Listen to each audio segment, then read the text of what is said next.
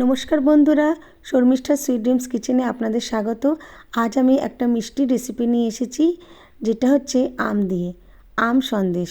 চলুন দেখে নিই কীভাবে করেছি। প্রথমে আমি 1 চামচ ঘি দিয়েছি, তার মধ্যে দিচ্ছি হাফ কাপ আমের পাল্প। আমটাকে মিক্সারে পেস্ট করে নিয়েছি। তার মধ্যে দিয়েছি 4 টেবিল স্পুন দুধ, কেশরওয়ালা দুধ। এরপর আমি দিয়ে দিলাম 1 কাপ মিল্ক পাউডার। ভালো করে নাড়তে হবে।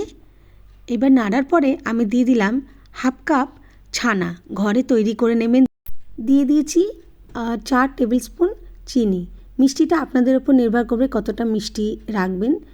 এবারে দুধটা ভিনিগারের সাহায্যে কাটিয়ে ছানাটা রেডি করে নেবেন। এর মধ্যে 1 চামচ আমি কর্নফ্লাওয়ারও দিয়ে দিলাম। কর্নফ্লাওয়ারটা দেওয়ার পরে বেশিক্ষণ নাড়তে হবে না, খুব তাড়াতাড়ি দুধটা একদম মিশে যাবে পনির আর পাউডার দুধের সঙ্গে। দেখুন একদম আমার ডোয়ের মতন তৈরি হয়ে গেছে। ব্যাস, এরপরে কি ঠান্ডা করতে হবে।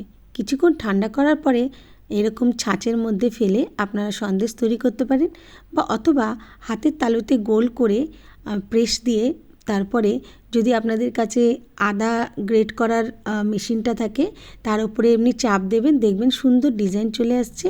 যে কোনো ছাঁচ দিয়ে আপনারা এই সন্দেশ তৈরি করে নিতে পারেন। খুব অল্প সময়ের মধ্যে তৈরি হয়, খেতেও খুব সুস্বাদু। আর ঘরের হাতের কাছে যদি কিছু জিনিসপত্র থাকে তাই দিয়েই মিষ্টিটা বানিয়ে নেওয়া যায়। দেখুন আমার তো মিষ্টি তৈরি হয়ে গেছে। ঘরে কোনো অতিথি আসলে আপনি অতি সহজেই বানিয়ে দিতে পারেন। আর নিজে হাতে তৈরি মিষ্টির একটা আলাদাই স্বাদ, তার মধ্যে ভালোবাসা মেশানো থাকে। আচ্ছা, আজ তাহলে এইটুখানি। আবার নতুন রেসিপি নিয়ে আপনাদের কাছে চলে আসব। আজকের মতন এখানেই শেষ করলাম। ভালো থাকবেন, সুস্থ থাকবেন, আর আমাকে প্রচুর পরিমাণে ভালোবাসা দেবেন। টাটা।